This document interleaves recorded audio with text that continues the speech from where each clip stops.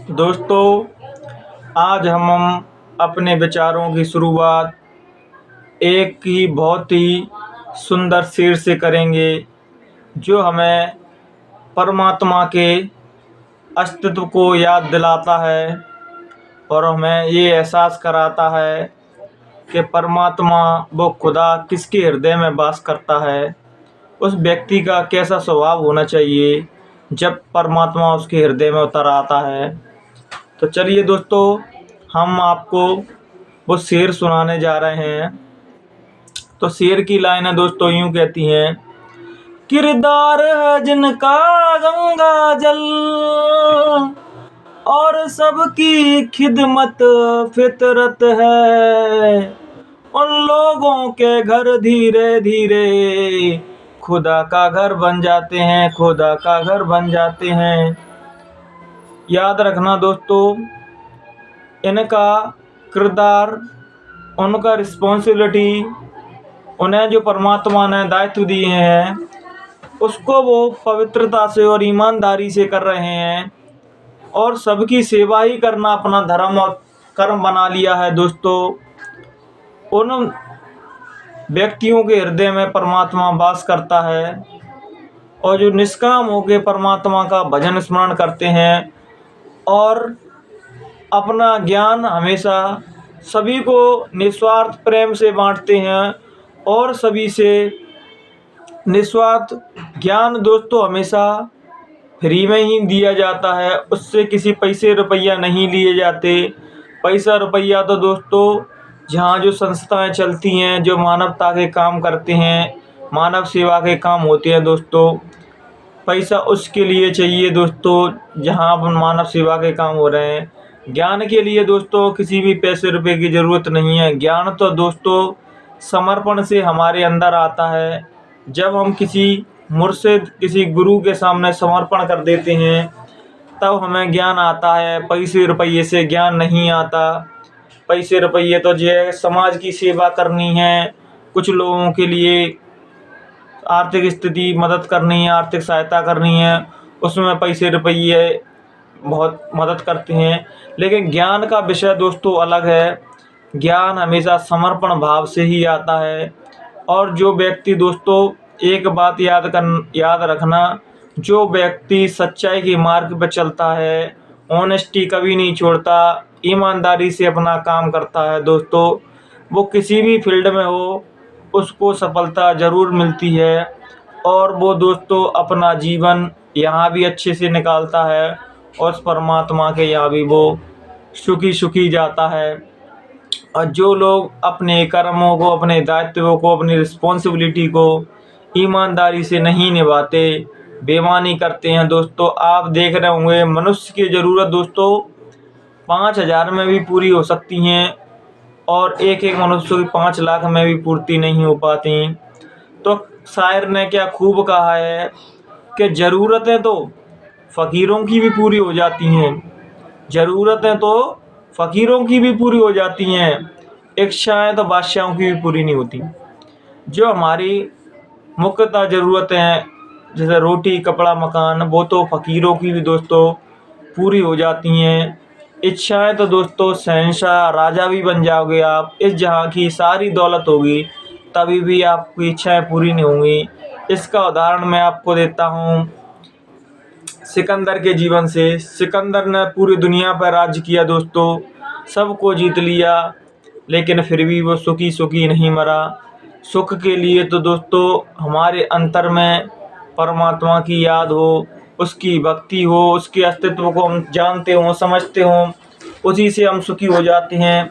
जब हम परमात्मा के अस्तित्व को नकार देते हैं दोस्तों, तब हम अपने जीवन में दुखी हो जाते हैं और हमेशा परेशान ही रहते हैं। क्योंकि धन संपदा दोस्तों, मैं ये नहीं कहता कि धन नहीं कमाना चाहिए, धन की कोई आवश्यकता नहीं है, आवश्यकता है दोस्तों। 90% हर काम धन से ही होते हैं, लेकिन आप ये कभी ना कहें कि हर काम पैसे से ही होता है आज की दुनिया में। तो दोस्तों मैं आपको बहुत ही एक सुंदर बात बताऊं कि जब आपको कैंसर हो गया हो, आपके पास बहुत पैसा हो, करोड़ों रुपए हो, और आपको कैंसर हो गया हो और डॉक्टर कह दे कि अब भाई साहब अब तुम्हारा कुछ नहीं हो सकता, अब तो वो ऊपर वाला ही तुम्हारी मदद कर सकता है। तो आप एक बात बताइए, तब आपका क्या पैसे काम आएगा? दोस्तों आपके पास कितना भी पैसा होगा तब भी काम नहीं, वो पैसा किसी भी काम का नहीं। तो पैसा, मैं ये नहीं कहता कि पैसे इम्पोर्टेंट नहीं है, पैसा भी बहुत ज़रूरी है, लेकिन सब कुछ पैसा ही नहीं है।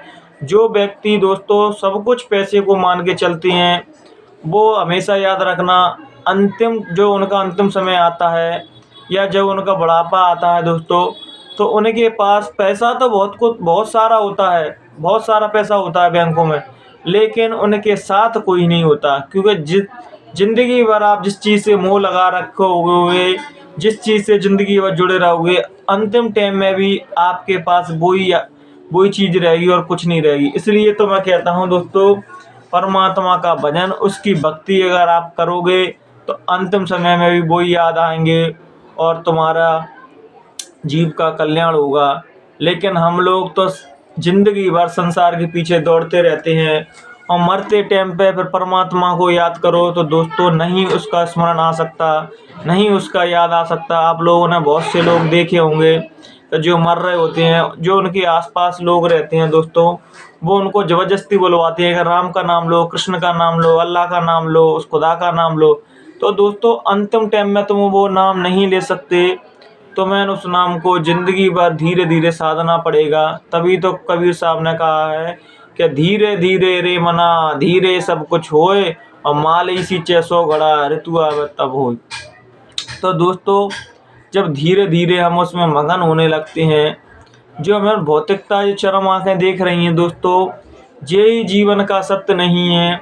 और 90% लोग दोस्तों इसी को सत्य मान के जी के मर जाते हैं और अपने जीवन का जो अमूल्य जीवन है, जिसकी कोई कीमत नहीं लगा जा सकती, उसको हम व्यर्थ में गवा देते हैं। तभी तो कबीर साहब ने कहा है कि हीरा जन्म अनमोल था, कौड़ी बदले जाए।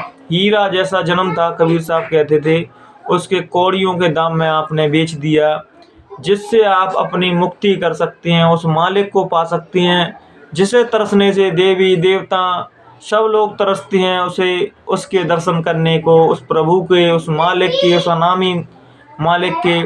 तो आप सोचिए कि आप कितने भाग्यशाली हैं। जब मनुष्य देह मिला है दोस्तों, तो आप इतने भाग्यशाली हैं जो कोई ही नहीं कर सकता जो मनुष्य कर सकता है।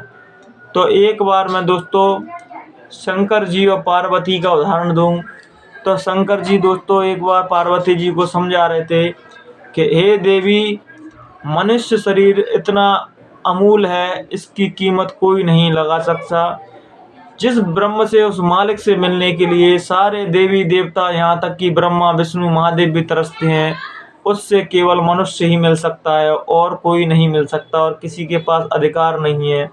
तभी तो क्या खूब कहा किसी ने कि बड़े भाग मानुष तन पावा, शुभ दुर्लभ सदग्रंथ न गावा। मनुष्य की अहमियत दोस्तों हर संत ने, हर फकीर ने, हर मजहब के लोगों ने इसकी महत्वता बताई, इसका महत्व बताया कि मनुष्य देह हमारे जीवन में क्या महत्व रखती है। इस देह से आप दो काम कर सकते हैं दोस्तों, या इन 84 लाख योनियों से आप निकल के आए हैं मनुष्य देह में, या तो आप इस जन्म में ऐसे कर्म करके फिर 84 लाख योनियों में जाने की तैयारी कर लो, या इस जन्म में आप ऐसे काम कर लो कि जन्म मरण से परे हो जाओ। मनुष्य शरीर के दोस्तों दो ही नियम है, या तो अब उस मालिक से जुड़ के परमात्मा की भक्ति में रच के अपने मुक्ति और मोक्ष का कारण बन सकते हैं, या फिर दोस्तों जो चक्र घूम रहा है काल चक्र, या फिर आप 84 लाख योनियों में जाके फिर दोबारा से अपनी जर्नी वहीं से शुरुआत कर सकते हैं जहाँ से आपने की थी। कीड़ा बने, भिक्षु बने, हाथी बने, सुगर बने, जन क्या क्या योनियों में से हम निकल के आए तब मनुष्य देह मिली, और आज दोस्तों मनुष्य उन्हीं की तैयारी फिर कर रहा है 84 लाख योनियों में जाने के लिए। आज दोस्तों पशु पक्षियों का भी, जानवरों का भी एक ईमान है, वो भी अब उनकी कुछ मर्यादा है, कुछ दायित्वों में रहते हैं। लेकिन आज के मनुष्य की दोस्तों कोई मर्यादा नहीं है, कोई दायित्व नहीं है, वो सारी रिस्पॉन्सिबिलिटी भूल चुका है। मोह माया की अंधकार में अपनी इच्छाओं की, वासनाओं की दौड़ में ऐसे भाग रहा है दोस्तों, से कुछ दिखाई नहीं दे रहा, और वो पूर्ण तरीके से जैसे बेलगाम हाथी होता है और पागल होकर पूरे जंगल को तहस नहस कर देता है। इसी प्रकार दोस्तों मानव जहाँ वो अपनी मुक्ति और मोक्ष कर सकता है और वो अपना ही विनाश करने पर लगा हुआ है। तो आप कलयुग में देख रहे हो, कलयुग में दोस्तों परमात्मा को पाना उतना ही सरल है। पहले की तरह नहीं जंगलों में भाग जाना, संसार से विरक्ति लेना। आज तो मैं जी सबसे यही कहता हूँ कि भागना नहीं है दोस्तों, जागना है। आप जहाँ रह रहे हो अगर आप उसका भजन करते हो दोस्तों, तो या आप घर में रहो या बाहर रहो, तो वो आपको 24 घंटा देख रहा है। अगर आप उसकी सच्ची इबादत करते हैं दोस्तों, तो वो कभी व्यर्थ नहीं जाती। मालिक आपके अंग संग रहता है और आप बेईमानी के पथ पर चलते हो, हराम का रुपए कमाते हो दोस्तों, वो हमारा यहाँ की तो निकल जाएगा। कितना भी आराम से रुपए कमा लेना, घर में दोस्तों बरकत तभी आती है जब हम मेहनत और ईमानदारी की कमाई करके लाते हैं। मेहनत के दोस्तों अगर आप 4-5 हज़ार रुपये 10,000 रुपये भी कमा रहे होंगे दोस्तों, उनसे खर्चा हमारे घर का चल जाता है।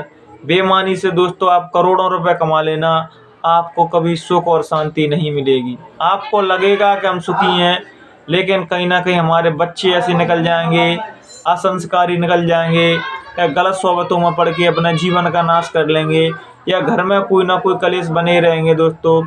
जब मेहनत और ईमानदारी का पैसा आता है दोस्तों, भले हम सूखी रोटी खाएं, उसमें भी सुकून से रहते हैं। और जब बेईमानी का आराम का पैसा आता है दोस्तों, तो हमारे घर से संस्कार भी चले जाते हैं, हमारे घर से मानवता भी चली जाती है, हमारे घर से इंसानियत भी चली जाती है दोस्तों।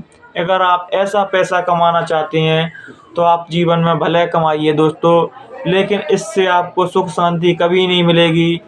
आप अपना जीवन को अशांति और हमेशा दुख में ही बिताओगे। और जिस दिन आपने पैसे कमाओ लेकिन उसमें ईमानदारी से कमाओगे दोस्तों, तो आपको कभी हानि नहीं होगी, आपको कोई मुसीबत नहीं आएगी। वो परमात्मा आपका हर जगह साथ देगा। और यहीं आपने बेईमानी और अपनी ईमानदारी छोड़ी तो आप मुसीबतों में फंस जाओगे। आप देख रहे हो दोस्तों, आज तरह तरह की बीमारियां आ रही हैं, पता नहीं कब किसको क्या हो जाए और वो मर जाए। तो अपने जीवन को हमेशा याद रखना कि अच्छे कर्म हम कल पर टालते रहते हैं और बुरे कर्म हम तुरंत करते हैं। तो कोई भी अपने जीवन में अच्छे कर्म, मैं हमेशा एक बात कहता हूँ कि आप अपने जीवन में जो अपने पढ़ाई वाले बच्चे पढ़ाई करते हैं, जैसे ही हर काम बच्चा रोज करते हैं, जैसे खाना हमारे लिए अनिवार्य है, नहाना धोना अनिवार्य है, उसी प्रकार दोस्तों भले हम 2 मिनट दें 5 मिनट दें, लेकिन उसी प्रकार दोस्तों हम अगर रोज परमात्मा का ध्यान भजन करेंगे दोस्तों, तो हमारा जीवन में मंगल रहेगा, खुशियाँ हमारे आसपास रहेंगी दोस्तों। हमारे पास कुछ हो, धन हो या ना हो, फिर भी हम प्रसन्नता से रहेंगे दोस्तों। और जहाँ हम परमात्मा से छूट जाते हैं, उसका स्मरण नहीं करते, उसकी भक्ति पूजा पाठ नहीं करते दोस्तों, तो आपके जीवन में दुख ही दुख आते हैं। इसलिए मैं पूजा पाठ का मतलब ये कभी नहीं कहता किसी से कि मंदिर में जाके मस्जिद में जाके आप धार्मिक हो जाते हैं। नहीं दोस्तों, परमात्मा आपको ये देखता है कि मंदिर और मस्जिद के बाहर आपका काम कैसा है, आपके कर्म कैसे हैं। जो याद रखना, जो मंदिर मस्जिदों में परमात्मा को सीमित रख लेता है और बाहर बुरे कर्म करता है, वो याद रखना परमात्मा तो 24 घंटा देख रहा है। तभी तो क्या किसी ने खूब कहा है कि लाख आंख से देख रहा है, देखने तुझे निवारा, उसकी नज़रों से ना बचेगा तेरा एक कर्म, उनसे कुछ नहीं छिपाया दोस्तों। तो इसलिए दोस्तों हम ये ना सोचें कि परमात्मा मंदिर मस्जिद गुरुद्वारे में बैठे हैं, वो सब जगह हैं दोस्तों। जब हम सच्चाई के रास्ते में निकलते हैं, उसकी सच्ची दौलत किसी में बांटने निकलते हैं दोस्तों, तो वो हमेशा हमारा साथ देता है और हमारी संभाल करता है। हमारे जीवन में कुछ भी संकट आते हैं, उसका वो हरण करते हैं। हमारे जीवन में जो भी हम काम करते हैं उसमें सफलता मिलती है। कोई कहता है सफलता की गारंटी क्या है, तो दोस्तों मैं सफलता की गारंटी आपको यही दूंगा कि आप अपने जीवन में परमात्मा को ले आइए। आप किसी भी रूप में मानिए, किसी भी नाम से मानिए, उससे मैं शिकायत नहीं कर रहा, ना आपका विरोध कर रहा। आप किसी भी रूप में मानिए दोस्तों, लेकिन जब भी आप परमात्मा को किसी भी रूप में मानो, तो आपके जीवन में मानवता, इंसानियत करुणा, दया भाव जरूर आना चाहिए। अगर हमारे अंदर ये नहीं आया, आप किसी को भी मानो, या राम को मानो, अल्लाह को मानो, या मोहम्मद पैगंबर को मानो, गुरु नानक साहब को मानो, अगर हमारे जीवन में मानवता नहीं है, इंसानियत नहीं है, तो हम वास्तविकता में किसी को नहीं मान रहे। और जिस दिन हमारे अंदर इंसानियत आ जाएगी, जैसे मुसलमानों ने भी कहा है कि सच्चा मुसलमान वही है जिसके अंदर ईमान है। मैं ये नियम दोस्तों केवल मुसलमानों पर लागू नहीं होता, हम सभी मानवों पर लागू होता है। जो ईमान के पक्के हैं, जो ईमानदारी से काम करते हैं, अल्लाह उस पर रहमत बरसता है। खुदा, वो परमात्मा उसको हमेशा देखता है, उसकी संभाल करता है। दोस्तों यहीं हम अपने ईमान से गिर जाते हैं तो हम मुसीबतों में फंस जाते हैं। इसलिए तो हम लोग आज आप देख रहे हैं कि कलयुग में कितने दान पुण्य हो रहे हैं, कितने भागवत सत्संग वगैरह होते हैं, फिर भी आप देखो तरह तरह के अपराध हो रहे हैं, तरह तरह की समाज में अशांतियाँ फैल रही हैं। इसका कारण दोस्तों सबसे बड़ा ये है कि हम परमात्मा को ऊपर से तो मान लेते हैं लेकिन अंदर से नहीं मानते। और जिस दिन आपने परमात्मा को अंदर से धारण कर लिया दोस्तों, फिर कैसा भी कलयुग हो, कैसे भी समाज में कुविचार फैल रहा हो, कैसे भी समाज में अशांति फैली हो, लेकिन आपके ऊपर कोई प्रभाव नहीं पड़ेगा, आपके ऊपर उसका कोई असर नहीं पड़ेगा। तो इसलिए परमात्मा को बाहर से ना माने, अंतर से माने और अपने जीवन को बदलें। आज के विचारों को हम यहीं बढ़ाम देंगे। कहने सुनने में दोस्तों कोई भी गलती हुई हो तो अपना बच्चा समझ के, छोटा भाई समझ के मुझे माफ़ कर देना, क्योंकि मुझे जितना ध्यान भजन मैं करता हूँ उसमें थोड़े से विचार जो मेरे अंदर आते हैं वो आप सभी लोगों से साझा कर लेता हूँ। अगर आपको मेरे विचारों से किसी को कष्ट हुआ हो या दुखी हुआ हो तो कृपया मुझे माफ़ कर देना। प्रणाम दोस्तों।